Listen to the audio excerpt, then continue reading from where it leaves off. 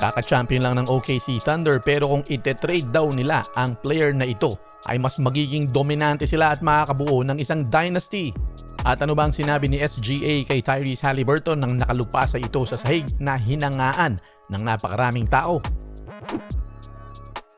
Hindi malilimutan ng marami ang nangyari kay Tyrese Haliburton kahapon sa Game 7 ng NBA Finals kung saan kabantayan niya si Shai Gilgeous-Alexander nang bigla na lamang itong dumapa sa sahig. Napagot na nga yung kanyang Achilles tendon na marami nang nagsasabi na nagbabadya ng mangyari dahil pinilit niya pang maglaro ng merong strained calf. Tinanong si SGA kung anong sinabi niya kay Tyrese pagkatapos mangyari ng injury. At ani SGA sa wikang Ingles, I just asked him if he was alright. Seemed like he was in pain.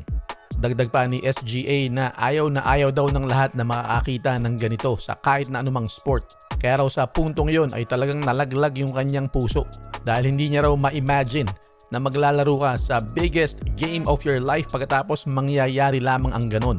Sabi ni SGA, it's not fair. Pero ganun daw talaga ang kompetisyon minsan, hindi patas. Dahil sa mga injury na natural na nangyayari sa kahit na anong sport. Dagdag pa ni SGA na pinagdarasal raw niya si Tyrese Haliburton na sinabi niyang hell of a player. The future is bright para daw kay Tyrese at sa Pacers.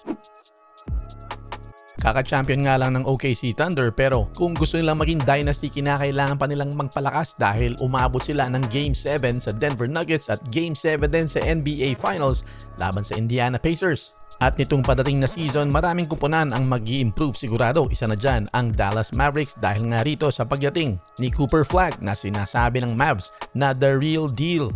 May umiikot ngayon sa social media na trade suggestion na pwedeng gawin ng OKC Thunder para lalo pa silang umangat at baka makasunod-sunod pa sila ng kampyonato. At yan ay i-trade daw itong si Chet Holmgren at ilang mga picks kapalit ni Giannis Antetokounmpo. Tiyak na mahirap tanggihan ng Milwaukee Bucks yan. Okay naman ang fit ni Chet Holmgren dito sa OKC Thunder. Pero pag tinabi mo sa isang Giannis Antetokounmpo ay malaki pa ang i-improve ng OKC kung si Giannis ang maglalaro kapalit ni Chet Holmgren.